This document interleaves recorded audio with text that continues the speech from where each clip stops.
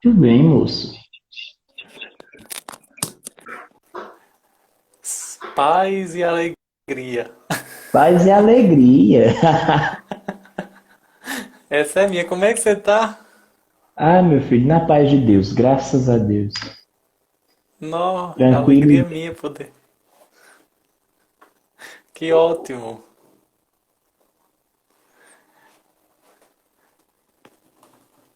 Olha, O Bebela povo tá está entrando. nos vendo.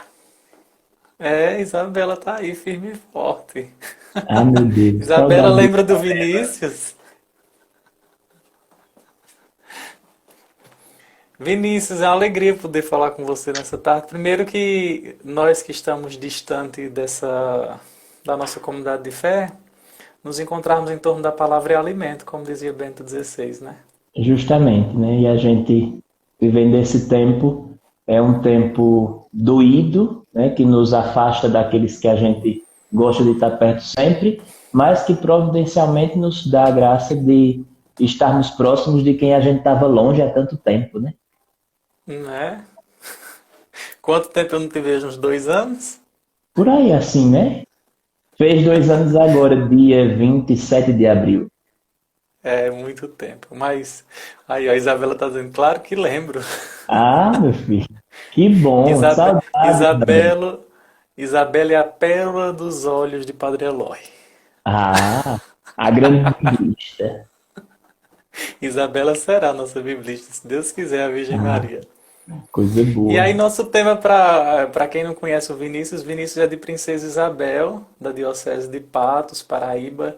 Tivemos a graça de estudar juntos por um tempo, principalmente Sagrada Escritura, quando muito diante disso, naquelas loucuras também do italiano, né, Vinícius? Justo. O Mas o italiano de tirava poder. da gente. Isso. E aí, nossa proposta de hoje é podermos partilhar, primeiro, da palavra de Deus desse domingo, que é algo muito forte. Ver Jesus como pastor é uma imagem que agrada tanto os nossos ouvidos, como também aos nossos olhos. Primeiro, pela grande ética de Jesus, que é o cuidado. O cuidado perpassou toda a vida de nosso Senhor Jesus Cristo, e se nós estamos falando dele e também desejando encontrar esse pastoreio dele, é porque um dia nós somos tocados. Né? Justamente. Só podemos falar daquilo que nós tocamos, aquilo que nós experimentamos. Fala, Vinícius. E esse é muito providencial esse domingo, né, do Bom Pastor, principalmente quando a gente ainda está, vamos assim dizer, extasiados, né, pela festa da misericórdia, 2 domingos atrás, né, e a Sim. gente faz esse link, né, a misericórdia do Bom Pastor. E aí hoje, quando eu estava rezando e preparando um pouquinho, porque a gente sabe que nunca sai tudo que a gente preparou, né, sempre muda tudo. Mas aí, enquanto eu rezava e me preparava um pouco para esse momento, a gente vai vendo em Jesus, o bom pastor, que o seu pastoreio é todo misericórdia.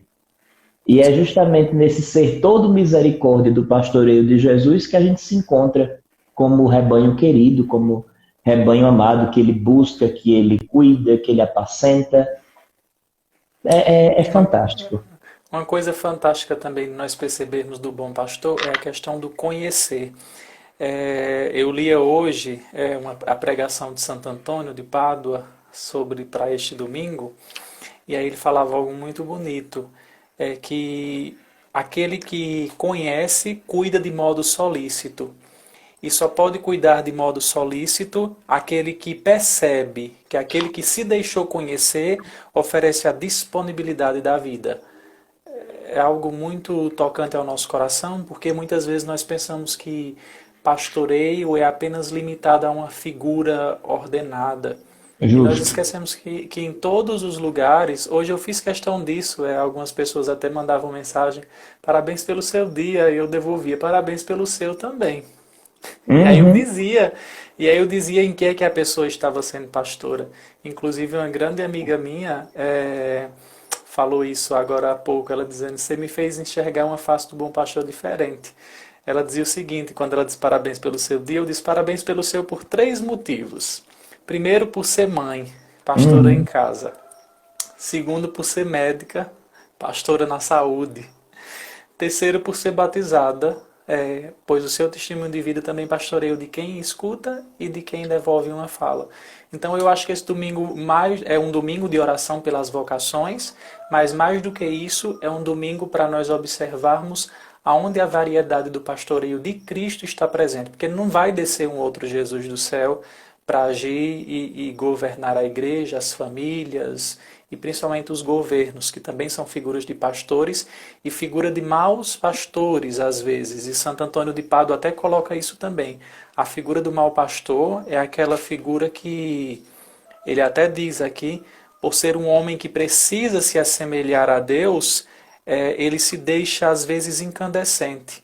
Perde a inocência do coração, perde a ciência de Deus, perde a força da palavra, a assiduidade também da sua missão e a misericórdia para com os pobres e também a disciplina em relação a todos aqueles que dependem dele. Ou seja, o cuidado solícito pelo povo que lhe é confiado é lançado água abaixo. E aí nós olhamos que todos nós passamos por essas 7 dimensões. E aí Santo Antônio faz essa menção linkando com os 7 candelabros de Apocalipse. Ele diz que cada um desses candelabros é uma dessa expressão que todos os pastores, e aqui eu alargo, devem ter. Primeiro, a inocência do coração, a ciência sagrada, a eloquência da palavra, a assiduidade na oração, a misericórdia para com os pobres, a disciplina, o cuidado e a confiança. Olha que ele trata de modo alegórico. Ele pega aqui os 7 candelabros e diz: o pastoreio é aquele que precisa iluminar de modo perfeito. Então, os 7 candelabros acesos iluminam e também edificam para com que essas pessoas que vão ver essa luz não vejam apenas a luz de um lado. Porque às vezes pode ser que nós, enquanto pastores, às vezes até temos a assiduidade da oração, mas às vezes não temos a eloquência do cuidado, ou não temos a verdadeira justiça do zelo para com o outro. E aí é algo para examinar a consciência nesse domingo, porque aí nós nos colocamos nesse lugar primeiro enquanto ouvintes. Você não teve a graça de fazer os sinóticos com o Padre Luiz Henrique, mas ele dizia sempre isso. O verdadeiro discipulado, e aí discipulado nós colocamos aqui também a ovelha atrás do pastor, se dá pela escuta. É muito bonito no evangelho de hoje. Eu falo e elas escutam a minha voz. Então não é algo distante. E aí você pega na figura dos animais mesmos. Os animais que são cuidados, quem tem animal de estimação, e aqui as ovelhas, elas são domesticadas a escutar a voz daquele que realmente é o seu cuidador. E elas percebem, e aí nós podemos pegar aqui algumas imagens, quando uma outra voz fala no portão de casa, se você tiver um animal, ele sinaliza. É uma voz diferente.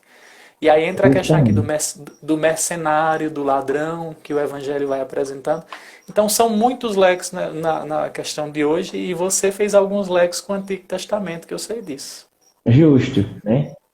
Primeiro, quando você fala sobre o Evangelho, o capítulo 10 de João, que belamente fala do belo pastor, né? Não só o bom, mas o belo pastor. E aí esse bom pastor quando a gente começa a ler, e eu fui adentrando um pouco, o começo, os 5 primeiros versículos, né, do versículo 1 ao 5 do capítulo 10 de João, ele fala justamente desse bom pastor, e Jesus, quando se apresenta como bom pastor, ao longo desses 5 primeiros versículos, que é onde ele conta a parábola em si, ele apresenta 3 atos de misericórdia do pastor, né? Que é o quê? O primeiro ato de misericórdia do pastor, do Senhor, enquanto bom pastor, é entrar pela porta. Né? Por quê? Porque ele respeita a abertura que nós, enquanto ovelhas, damos a ele. Ele não invade, né, como o mercenário, como o ladrão que invade o aprisco. Não. Ele entra pela porta, ele respeita a abertura que damos a ele. E um segundo ato de misericórdia desse bom pastor é justamente isso que você falou, né, de chamar as ovelhas pelo nome. As ovelhas conhecem a sua voz, então ele chama as ovelhas pelo nome, e nesse chamar pelo nome, ele dá dignidade às suas ovelhas. Porque justamente o nome é esse sinal de dignidade que Deus nos dá. Ele nos chama pelo nosso nome, ele nos torna indivíduos, ele não nos coloca numa massa, num bolo, mas não. Ele olha cada um de modo. Você tocou no primeiro capítulo do meu TCC da filosofia. Né? Então, ele olha para a gente de modo individual, ele não considera a gente como um bolo de gente, mas cada um Sim. como realmente um universo escondido em cada um. E o E essa terceiro questão do ato de nome, justo antes, para que não esqueça a questão do nome, a igreja em tudo que vai fazer, ela chama pelo nome. No batismo, pelo nome, no na crise. matrimônio, pelo nome, na crisma, pelo nome, na ordenação, pelo nome. E aí, quando o sujeito é lúcido, ele pode dizer: eis-me aqui. Quando não, outra Uhum, pessoa responde por ele, dizendo que quer e que vai cuidá-lo até o fim, na figura de um pastor. justamente, O justamente. nome é algo em todos os ambientes. No conceito da saúde mental, eu preciso dar nome aos meus sentimentos e problemas. Na questão também daquilo que nós não conhecemos, enquanto eu não dou nome, é um enigma para mim. Uhum. E o bom pastor chama pelo nome. Eu fico imaginando, né, uma multidão de ovelhas e ele saber o nome de cada uma delas. Né? E Mas cada volta, isso um foi só para atender pelo seu nome, né? pelo seu nome. Né? O E nome aí é o terceiro distintivo. ato de misericórdia, ele vai à frente das ovelhas, né? Ou seja, ele vai à frente não só para que as ovelhas sigam, não só para que as ovelhas vão atrás, mas ele vai à frente para assumir tudo aquilo que virá. Ou Sim, seja, ele vai à frente para protegê-los, porque aquilo que possa chegar, ele é quem vai tomar, vamos assim dizer, o primeiro impacto. É ele que vai defender o seu rebanho. Então, no seu pastoreio, o Senhor é misericordioso para conosco. e E aí diz, também pelo nome da questão da palavra pastor, é muito interessante ressaltar isso, que ela tem três significados: apacentar, pastorear e nutrir. uhum, É porque não adianta apenas só ser. Nós vemos muitos pastores que até apacentam, mas não nutrem. justo. E um E aí pastoreio. as ovelhas ficam desnutridas, ficam morrendo de fome, né? Ficam precisando, têm sede, têm fome de algo a mais, mas não encontram. Sim, E não encontram naquele em quem deveriam encontrar, sim. né? E aí você fala isso, eu me lembro muito daquilo que eu tenho vivido esse tempo, né? Até o final desse ano eu estou com a missão de coordenar um grupo de oração. E ser um coordenador de um grupo de oração é também pastorear, né? Nós ouvimos muito isso nas formações, nos encontros de coordenadores, nos encontros diocesanos estaduais. É realmente um pastoreio.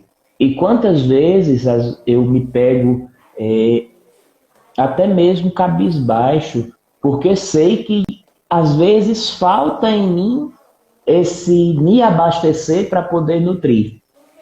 Às vezes eu sei que em alguns momentos da minha vida as ovelhas procuram e não encontram. Por quê? Porque muitas vezes a gente vai se esvaziando e a gente vai esquecendo que quando nós nos esvaziamos não vai fazer mal somente a nós, mas a todos aqueles que bebem do nosso pastoreio. Você falando isso aí, mas é tão bonitinho que aqui diante de Santo Antônio pega isso. Bem-aventurado aquele pastor que fala com sinceridade. Você está falando com sinceridade que falta. E aquilo Uhum, que falta é sempre uma sinalização para nós, porque na medida em que nós vamos preenchendo aquilo que falta, nós vamos sabendo que o vazio é sempre grande e nós nunca vamos preenchê-lo até chegar na morada eterna, que é como o evangelho de hoje. E ao longo dessa semana, que nós vamos meditar também a continuidade desse evangelho, a igreja dá sempre essa continuidade para que nós alcancemos um verdadeiro conselho de vida. E aí nós vamos entendendo isso, na medida em que nós agimos sinceramente, porque acho que o que mais dói para as ovelhas não é a humanidade dos seus pastores. Eu acho que isso, a humanidade dos seus pastores, eu acho que não escandaliza. Porque na medida em que ele se coloca como humano e sincero, mas desejoso de ser melhor, tanto os fiéis o sustentam e aqui as ovelhas o sustentam na fé, como ele também vai servir de testemunho, levando a uma outra virtude, a perseverança. Persevera os uhum. pastores e persevera o rebanho. Então, acho que escandaliza mais maquiar do que confessar. né? Porque Justo. o caminho da confissão é sempre um caminho honesto. Porque quando você maqueia, né, quando você maquia aquilo que você é, você acaba, vamos assim dizer, iludindo as ovelhas. E mais cedo ou mais tarde, toda maquiagem sai, né? Seja com a água, seja com o suor, a maquiagem vai sair. E às vezes o processo da saída da maquiagem deixa mais feio do que realmente é. É justamente por isso. Porque se maquiou tanto aquilo que se tinha de fraqueza, que o rebanho passa a ver no seu pastor, seja ele qual for, em qualquer esfera.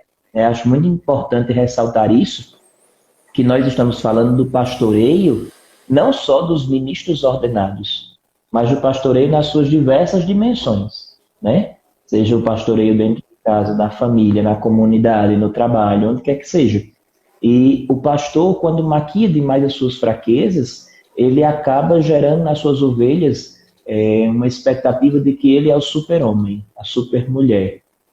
E desconstruir isso depois que você já firmou essa imagem é muito doloroso para si e para o rebanho, Sim. né? Quantos se perdem quando veem isso, né? Essa imagem que tinham do super-homem no pastor e por água abaixo. Principalmente a desconstrução da imagem construída, isso é muito interessante quando você fala, porque às vezes nós não nos relacionamos com as pessoas pelo que elas são, mas muitas vezes pela imagem. E aí quando a figura das ovelhas colocam expectativas em cima da imagem, se essa imagem cai, cai o rebanho inteiro. Eu gosto muito Uhum, de São João Maria Vianney quando ele dizia que o mal não quer tentar primeiro as ovelhas. Ele vai na cabeça nos pastores porque sabe que se desconstruindo de cima, ele pega toda a base. justo. E a questão do mercenário é muito interessante isso, porque a figura do mercenário é aquele que quer subornar. Né? Ele Uhum. até tem um cântico de sereia bem interessante, mas a figura do mercenário é essa figura da iniquidade presente na história da salvação do povo de Deus. Nós, a todo tempo, e aqui em Santo Antônio eu peguei mais ele hoje, que eu passei Não, o dia inteiro você ruminando um pouquinho o você está sermão de Santo antoniano Antônio. hoje. Não, nos domingos eu tive essa graça nesse tempo de isolamento, nos domingos a reflexão tem sido com Antônio. E é muito interessante as alegorias que ele faz com essa questão do evangelho de cada domingo, e principalmente ele coloca aqui que o lobo é a figura daquele que é o mais tirano. Ele cavalga, e aqui ele coloca aqui, que ele pega naquelas imagens dos cavalos do Apocalipse. Eu nem olhei a Sim. primeira leitura, mas ele narra que as leituras agora, quando foi encerrando os Atos dos Apóstolos, vai iniciando em Apocalipse, para que nós possamos entender que essa figura do pastoreio é alguém que está conduzindo de um aprisco, conduzindo de uma terra para uma terra. E aí o salmo de hoje diz, nos prados, campinas verdejantes, aquilo que nunca Uhum. vai faltar, o banquete, a figura do leite e do mel, que são líquidos de realeza, de riqueza, né? Justo. Alimentam e adoçam, e ao mesmo tempo perceber que o mercenário ele quer roubar a realeza que está presente no coração do ser humano. E essa realeza foi colocada dentro do nosso coração no dia do nosso batismo.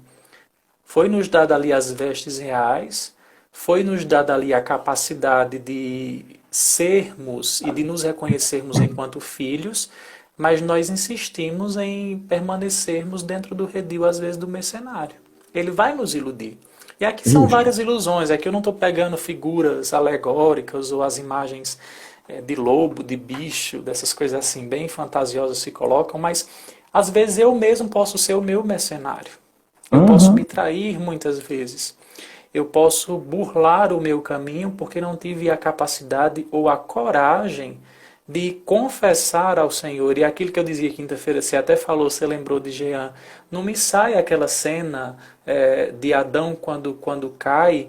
Deus não quer que ele se sinta envergonhado, mas apenas que ele confesse que ele saia da mentira dele. Isso. A ovelha não há problema ela confessar na volta dela e dizer ao pastor, olha, eu sei que eu fui em outros apriscos, eu sei que eu procurei em outras pastagens, Eu sei que eu quis olhar de um modo diferente, mas até o cântico da igreja aqui no Brasil é muito comum. Tu és, Senhor, é uma afirmação. Uhum. Quando é que nós vamos ter essa coragem de cantar realmente um Tu És? E faz falta nesse domingo, porque é um domingo que quando cantava esse canto de comunhão, a igreja cheia estremecia, né? Justamente, não Principalmente tinha as uma pessoa que idosas, não todo mundo, cantasse. Tu és, Senhor, né? E a gente estremecia isso, porque vai fazer falta, vai, mas que esse canto de memória possa ir ressoando. Tu és, e mesmo que eu viva, mesmo que eu morra, Tu és. Tu Tu és és, o pastor. essas duas. Né? E não sei se você viu o ofício de leitura de hoje, no finalzinho tem algo muito interessante que motiva. Ele diz o seguinte: se alguém pretende chegar a um determinado lugar, não tem obstáculo no caminho que faça essa pessoa desistir de chegar onde deseja. São Gregório Magno, no século VI. Parece até uma coisa assim de livro de autoajuda moderna, né? Aham. Mas olha que interessante quando ele, se você pretende chegar num lugar determinado, e aí eu introduzo aqui São João da Cruz que você gosta, não pare Sim, no caminho nem para colher rosas. justo. As Nem rosas flores são. colherei no caminho, pois segui-lo é preciso, sem deter meu parar. Olha, você falou com as palavras do santo, né? Eu só consegui fazer uma metáfora, uma alegoria com isso, mas é muito interessante. Nenhuma propriedade que seduza no caminho pode paralisar. Justo. E mesmo que a gente pare e escuta um pouquinho o canto da sereia, mas não desiste não. A meta final é o Importa coração do prosseguir bom pastor. decididamente. A meta é o coração do bom pastor, né? E nisso Vinícius, a você gente também tinha um vai. leque aí com Ezequiel, que eu sei. Sim, sim, Ezequiel, Ezequiel ele faz um link muito grande com tudo isso.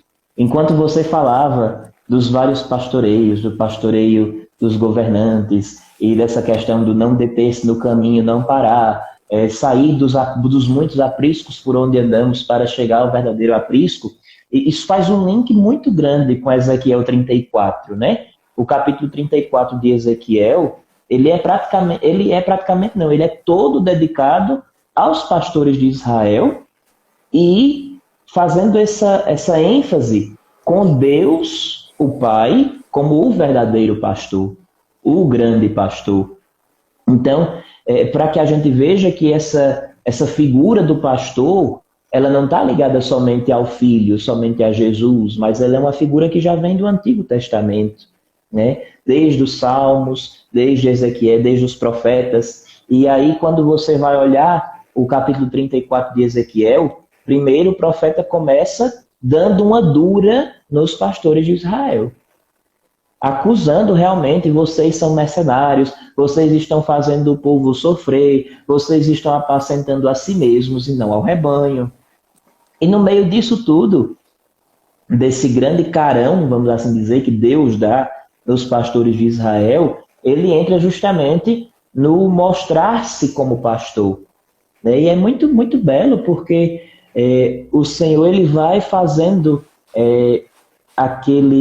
aquela contradição de lugares. Eu vou tirá-los das trevas para a luz, eu vou tirá-los da escravidão para a liberdade. E aí ele relembra o grande milagre do Êxodo, né, justamente da libertação do povo. Ele faz o link com Isaías 49, dizer aos cativos: sair, aos que estão nas trevas, vinde à Vinde à luz. luz. E nisso o Senhor é o pastor que nos conduz, o Senhor vai nos encaminhar para os lugares com fartura. Então, Deus vai trazer o seu povo das trevas à luz. Deus vai reunir novamente as ovelhas que se dispersaram. E o mais forte de tudo, Deus vai fazer com que isso apareça diante das nações. Ou seja, a graça do pastoreio de Deus ao seu povo não é uma graça que fica escondida. Deus não pastoreia o seu povo de forma escondida, mas Deus mostra o seu pastoreio a todos. Para quê? Justamente para que outros queiram ser pastoreados por ele. Para que outros vejam. Eu tenho uma parte da escritura, não estou lembrado agora, se eu não me engano é no Pentateuco, não tenho certeza. Você sabe que eu sou péssimo de decorar onde está. Eu sei o que está escrito, mas não lembro onde está. Mas se eu não estou enganado, é no Pentateuco, onde o patriarca vai dizer ao povo Que povo tem um Deus tão próximo como o nosso? Que povo tem um Deus que caminha com a gente como nós temos? Então, Deus mostra o seu pastoreio para que as nações desejem ser pastoreadas por ele. Justamente por quê? Porque o grande objetivo, o grande querer de Deus é reunir novamente todas as ovelhas dispersas, para que não fique ninguém de fora disso. Você falando aí do pastoreio de Israel, eu lembrei daquela figura dos sacerdotes de Baal, né? Sim, E aí quando Elias ou Eliseu vai dizendo, pode molhar, molhe mais, traga Elias. mais. Elias, né? Vai molhando essa madeira, vai molhando. Para dizer o quê? O que era impossível, o pastor de Israel, e inclusive nós cantamos no Salmo 94, ao pastor de Israel, prestai Prestai ouvidos. ouvidos, né? Prestai ouvidos. E algo muito interessante nisso que você falou da questão do pastoreio, é, principalmente na figura do bom e belo pastor, que Sim, na tradição da igreja é colocado assim também, o domingo do bom e belo pastor, principalmente quando nós olhamos essa figura da doação misericordiosa do bom pastor. Você disse aí que o pastor ele não apacenta de modo escondido, ele não apacenta de modo oculto. O pastor ele apacenta de modo bem apresentável. E aí basta nós olharmos para a cruz. Mais uma vez, Santo Antônio de Pádua, ele diz sim, que o verdadeiro pastor se dá porque ele faz isso. Ó. Ele abre os braços para abraçar o universo inteiro. E na justo, medida que ele abre os braços na cruz para abraçar o universo inteiro, ele mostra a verdadeira realeza do pastor, que é no trono da cruz.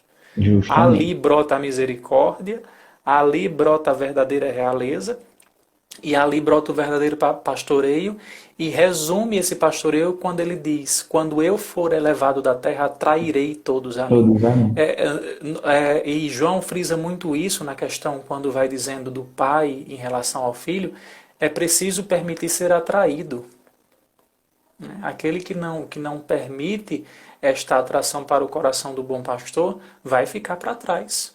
E Uhum. depois vai ter que correr muito e às vezes sozinho, porque pode ser que quando desperte que estava fora do redil do verdadeiro pastor seja tarde. Ainda é Uhum. tempo para entrar no redil do verdadeiro pastor.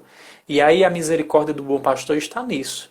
Porque sempre, sempre, em todos os momentos na Sagrada Escritura, principalmente no Novo Testamento, aqui se tratando mais específico de Jesus Cristo, Sim. tratar desse pastoreio de Jesus, ele faz isso do começo ao fim, no início da Galileia até o fim. É com os pecadores, é com os perdidos, os publicanos, as prostitutas, os cobradores de impostos, e ele vai pastoreando aqueles que são ditos que não prestam, para que esses que são ditos que não prestam possam testemunhar ao mundo a glória da ressurreição. Porque foram os feridos, cuidados por Cristo, que depois tiveram a graça de testemunhar não com palavras, mas com a própria vida. E aí nós vemos isso, a figura de Pedro nos Atos dos Apóstolos estes dias, né? Pedro Sim. confessa: eu vi, eu digo e dou testemunho, nós e o Espírito Santo, né? O verdadeiro pastoreio é dele.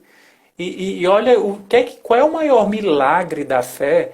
É levar esses homens depois a dar sua vida também do mesmo jeito, porque quem é pastor dá a vida.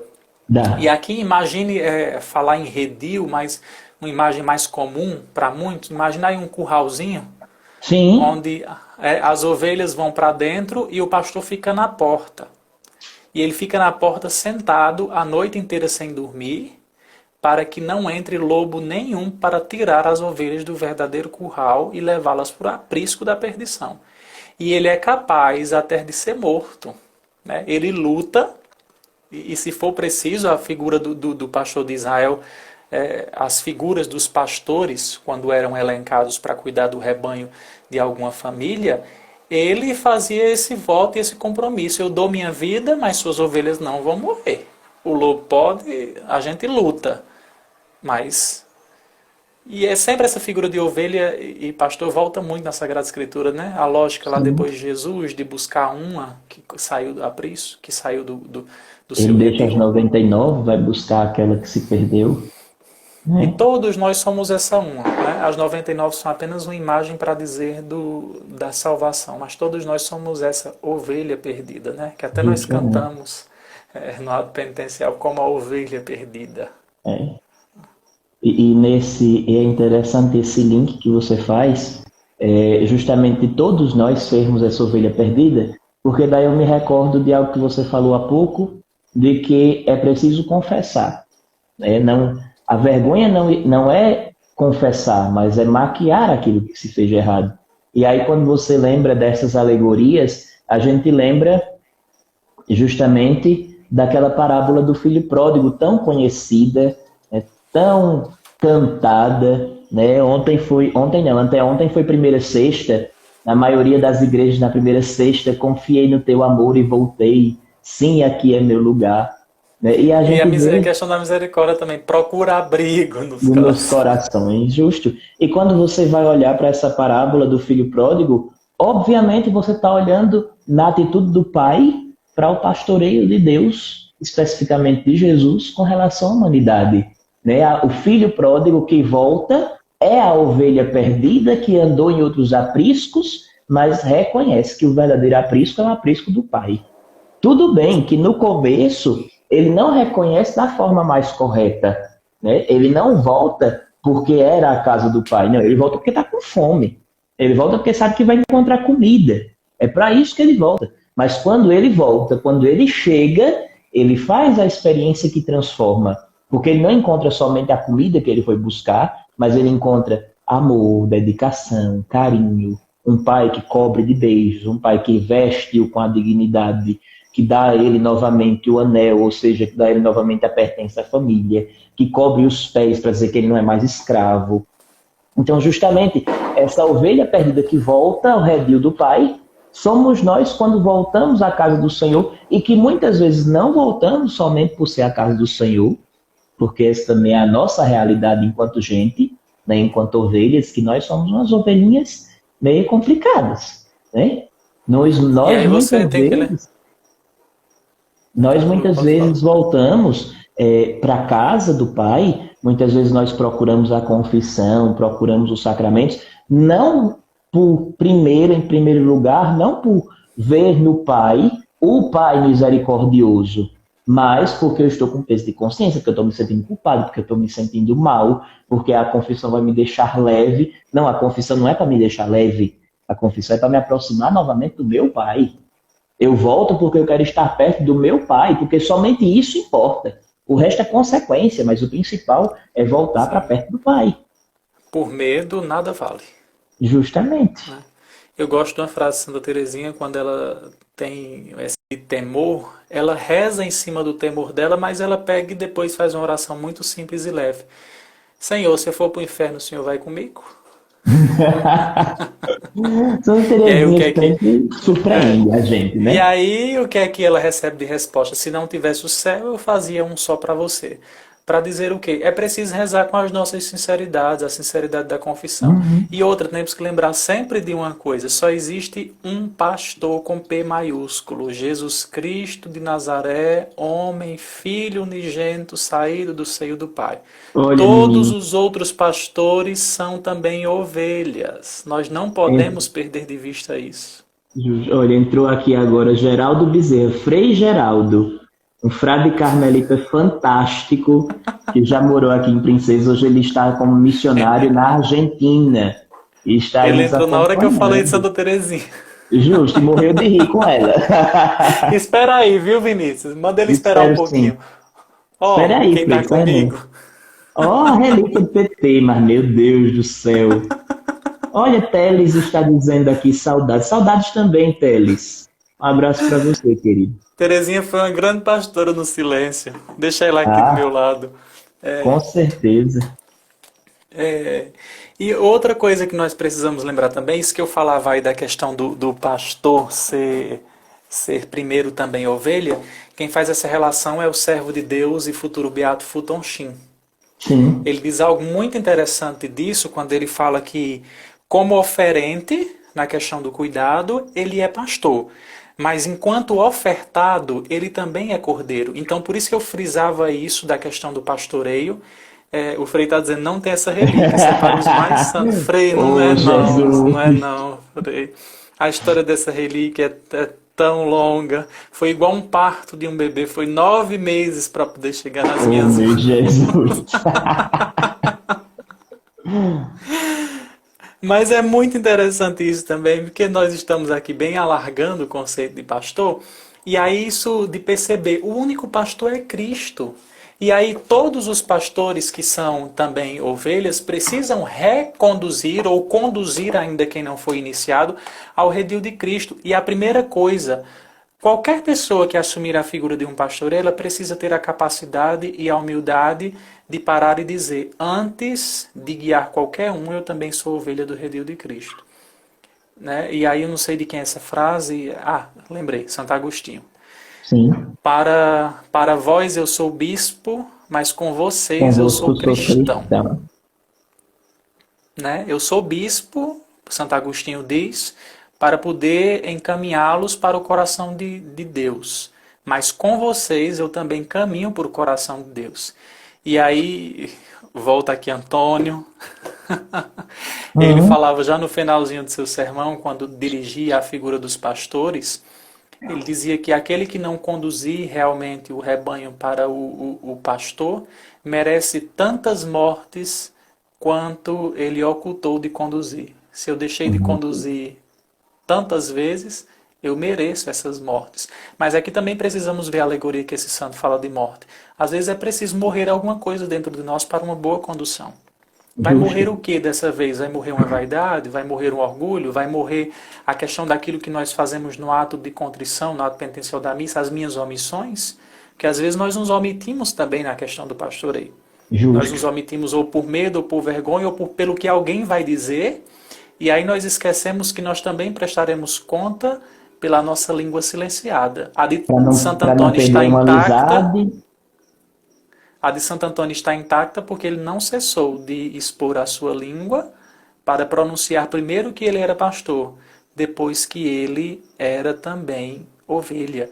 E aí Fulton Sheen dizia isso muito interessante, porque para desempenhar o papel de pastor, eu preciso caminhar para a morte como um cordeiro. Quem é que primeiro caminhou para a morte como um cordeiro? Foi pastoreando, começando o seu ministério na Galileia, e vai caminhando num pastoreio que vai subindo, um pastoreio que é subindo para Jerusalém, para dar a vida como cordeiro. E olha como é bonito quando nós falamos isso de misericórdia. A hora que ele morre é 3 horas. A hora que os cordeiros já tinham sido sacrificados, mas eram queimados no altar como oferta. Era o dia inteiro sacrificar os cordeiros, mas naquele momento, naquele altar, subia os cordeiros como oferta. E aí é muito interessante quando Fulton Sheen diz isso, que para desempenhar bem o papel de pastor, eu preciso também caminhar para a morte como um cordeiro. O pastor, o bom pastor, e isso nós vemos aqui nas figuras, nos bons médicos. Esses dias eu assisti com minha mãe e irmã o filme de São José Moscati. Um médico que morre com 44 ou foi 46 anos, desgastado, porque na medicina ele soube dar a sua vida. Depois nós pegamos uma figura de Catarina de Sena, uma mulher desgastada com 33 anos, porque soube caminhar também no seu pastoreio na Ordem dos Dominicanos para dar a vida. E sempre os santos assim muito novos. Santa Giana Beretta Molla. Santa Giana, mulher, dia 28. Mãe, médica, que se deu, que doou a vida, não somente naquele momento do parto, mas durante toda a sua vida, durante todo o seu exercício da medicina, e culminou dando a própria vida pelo filho. Sendo um testemunho a favor da vida. Quando a gente olha para tanta gente que deveria pastorear e proteger a vida, querendo aprovar que a vida seja destruída, sem mesmo ter nascido. E olha que incoerência, né? É uma defesa de que para sobreviver quem pegou coronavírus que é adulto, mas é ao mesmo tempo lutando para assassinar uma vida que não tem defesa. É muita incoerência de uma nação em plena época em que a morte está sendo todos os dias noticiado como um número na roda da morte, todo dia sobe esse número, mas eu quero aumentar mais. Eu quero aumentar mais, autorizando, licenciando e provocando, porque não só é pecado para quem faz. O catecismo da igreja diz quem faz, quem ensina e quem colabora. Justo. Né? E aí é muito bonitinho defender alguém do coronavírus, mas também é tão feio e tão depravante tirar a vida de quem ainda não pode mexer nem sua mão direita. Muito preocupante. Não, e o pior de tudo é porque se olha isso com naturalidade, como se fosse a coisa mais tranquila do mundo, né? Quando na verdade não é. São mercenários, figuras de maus pastores. Um médico que faz lá o juramento de Hipócrates para que defenda a vida a todo custo é o primeiro que sabe, com as manipulações químicas e com as Destruir a vida. manipulações dos objetos, destruir a vida. Esse é uma figura de um pastor? Isso é Verdadeiramente, complicado. se fosse uma figura de um pastor, ele daria a vida. E aqui eu volto São José Moscati, um médico. Termina a vida vendendo as coisas da casa, que não era só dele, mas da irmã, ficando com uma cadeira e com uma mesa para poder comprar de remédio e de comida para o povo de Nápoles. Porque ele sim era a figura de um bom pastor. Um homem que não tinha nem tempo de ir na igreja, mas que fez do hospital de Nápoles A igreja. a sua igreja.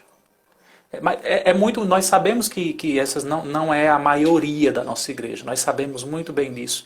E aqui eu me refiro a um pouquinho isso dos pastoreios, e também em qualquer lugar, não é a maioria.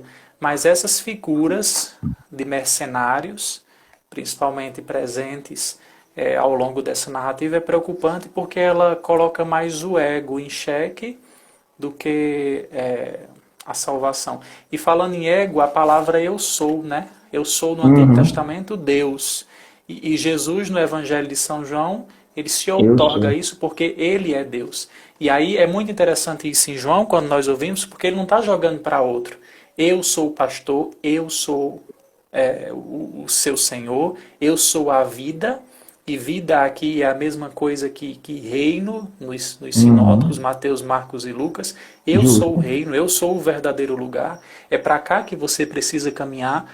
E aí é muito preocupante isso, porque nos falta realmente ter a coragem de entrar pela porta. A E é gente não tem que pular a interessante janela ou entrar pelos fundos, né? Pela porta da frente. quando você fala disso, do entrar pela porta, do passar pela porta, dos pastores que se fazem ovelhas, né? É muito forte porque a gente volta para o Evangelho. O Evangelho de hoje, né, capítulo 10 de João, tanto no versículo 7 quanto no versículo 9, ele vai recordar isso. Jesus diz, em verdade eu vos digo, eu sou a porta das ovelhas. Daí quando você vai para o versículo 9, ele repete, eu sou a porta, e se alguém entrar por mim, será salvo. Entrará e sairá e encontrará pastagem. Ou seja, é preciso passar por Jesus, passar pela porta, porque somente passando por Jesus, que é a porta, eu sou confirmado como rebanho, ou como pastor e rebanho. E aí sabe como é que está o link do tema da nossa reflexão de hoje? Em Efésios 2, 4, 6, a leitura breve da hora média de hoje. Sim. Lá diz o seguinte: Deus é rico em misericórdia por causa do grande amor com que nos amou enquanto estávamos mortos. Por causa das nossas faltas, Ele nos deu vida com Cristo. É por graça que vós sois salvos. Deus nos ressuscitou com Cristo e nos fez sentar nos céus em virtude da nossa união com Jesus Cristo. Aí volta aqui aquela primeira palavra nossa quando nós iniciamos essa live de hoje. Conhecer. Nós só somos unidos àquilo que nós conhecemos. O desconhecido é sempre algo muito distante de nós. Mas aquilo que nós conhecemos, Está nós estamos próximo. já chegando ao final. Nós temos bem, acho. Meu Deus. Isso mesmo, querido. Nós já podemos ir concluindo. Fala algo de Santa Faustina para unir a misericórdia que você tinha Jesus. dito. E aí Justo, nós vamos então, já... o tempo passou correndo, né? Então, só quando a gente olha para isso tudo, né? Para justamente esse Jesus pastor e que no seu pastoreio é misericordioso, a gente traz a apóstola da misericórdia, né? Santa Faustina, ela no seu diário, né, a misericórdia de Deus em minha vida, a misericórdia divina em minha vida, ela vai escrever as palavras que ouve de Jesus. E é muito, muito interessante e muito profundo, né? O que Jesus diz através de Santa Faustina. As chamas da misericórdia me consomem. Desejo derramá-las sobre as almas humanas. Oh, que grande dor me causam quando não querem aceitá-las. Diz a humanidade sofredora que se aconchegue ao meu misericordioso coração, e eu a encherei de paz. Sou puro amor e a própria misericórdia. Quando uma alma se aproxima de mim com confiança, encho-a com tantas graças que ela não pode encerrá-las todas em si mesma e as irradia para as outras almas. Então é isso. Jesus, o bom e belo pastor, ele nos chama para que a gente se achegue do seu coração misericordioso. E ele sofre quando nós não queremos nos aproximar desse coração de misericórdia. Ele sofre quando nós não queremos aceitar a misericórdia que ele está derramando sobre nós. E aí, eu encerro aqui a minha fala dizendo justamente isso. Que o Senhor, bom pastor, nos ajude a nos aproximar do seu coração misericordioso. E aí eu lembro as palavras que um amigo meu, seminarista, escutava de um outro colega, e aí esse colega dizia para esse meu amigo seminarista que é preciso reconhecer e acolher as nossas misérias para que a gente possa acolher a misericórdia de Deus. Diante das nossas misérias não podemos nos desesperar, porque é justamente olhando para as nossas misérias que o Senhor vai nos fazer crescer e vai derramar sobre nós a sua graça. E eu acredito que esse amigo seminarista tem vivido isso, abraçado suas misérias para viver na misericórdia, né? Tá, já entendi, tá? Então que o Senhor nos ajude para que todos nós abracemos as nossas misérias, não para nos apegarmos a elas, mas para que realmente sejamos ovelhas que precisam da misericórdia do pastor. Sim. E eu reafirmo isso porque no meu primeiro ano de teologia, e seu também, você foi como um pastor para mim, e se eu lembrava essa semana, naquele livro de Emaús, né, que você Sim, colocava lá, nos encontramos nesse caminho da nossa Emaús, nas decisões que foram sendo tomadas, nas decisões que precisavam serem refeitas, e em todas elas, nas lágrimas e nos risos, lá na PUC, nós íamos entendendo que era um caminho proposital que o bom pastor estava fazendo. E aí, às vezes, é tudo com muito novelo, né? Às vezes muito oculto, às vezes com muita fumaça, mas aí vem um sopra de um lado, vem outro acena daqui, e um ao outro nós vamos, enquanto ovelhas, também sendo pastores, né? amém. Pastores na escuta, pastores na